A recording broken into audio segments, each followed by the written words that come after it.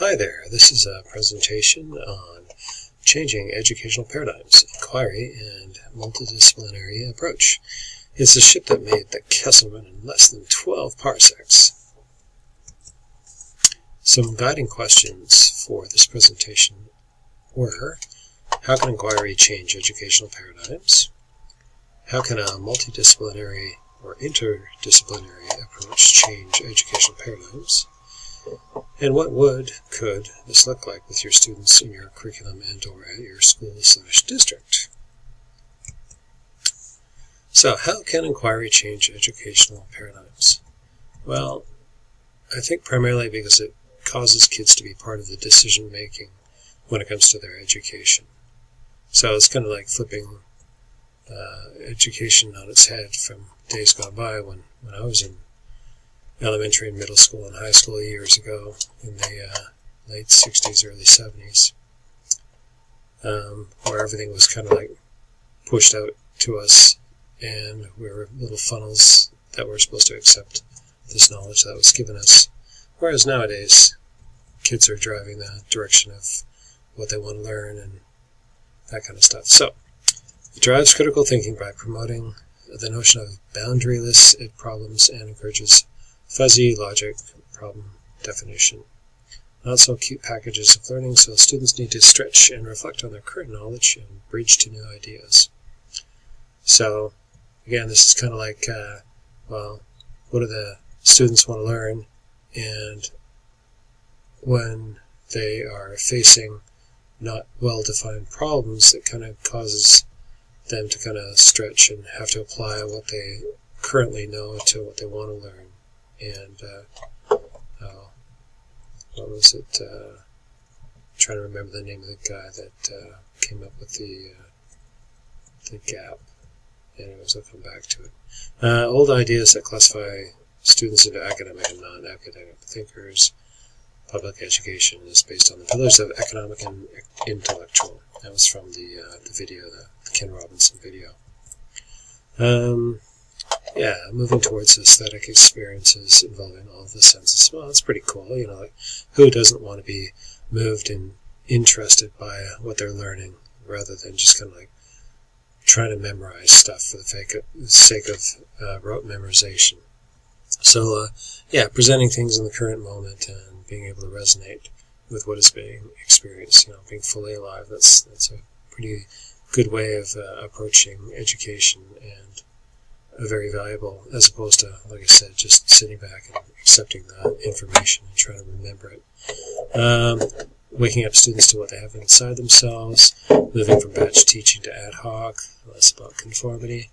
Yeah, it's certainly true, like treating students as individuals and not just a class. Fostering divergent thinking, nonlinear thinking. Those are all ways of hedging the way students learn and gain knowledge. Thinking differently about human capacity. I'm trying to remember what Ken Robinson was saying about that. Oh, maybe it was like, hey, students are just not expected to have a certain capacity for learning, maybe K through 12, but looking at them from the point of view that they're going to be lifelong learners and anybody can learn anything. Okay, how can multidisciplinary approach change educational paradigms? Well, hey, getting everybody to work as a team, you know, like I said, or what I have down here, the sum of the whole is greater than the parts. You know, thinking about teaching, whereas everybody has a part that they can contribute, and if everybody is open to learning from others, then they can definitely gain more than just being individuals. You know, collaboration does a lot for learning. You know, instead of silos of knowledge and disparate areas, a multidisciplinary approach to learning leverages more existing knowledge in students so they can apply a broader scope of what they know to new ideas.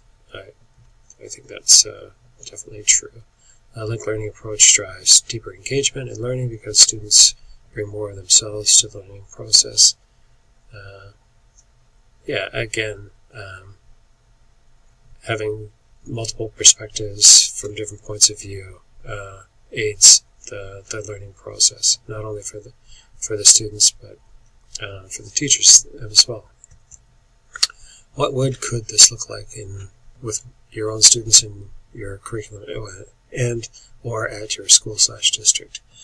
Not being a teacher, I don't really know what occurs currently, but I can see project-based learning involving a coordinated lesson plan amongst the teachers of being a benefit. Definitely, like getting all the students engaged. Getting teachers involved in the local community of the students to understand the issues and challenges they face would help to shape a multidisciplinary approach.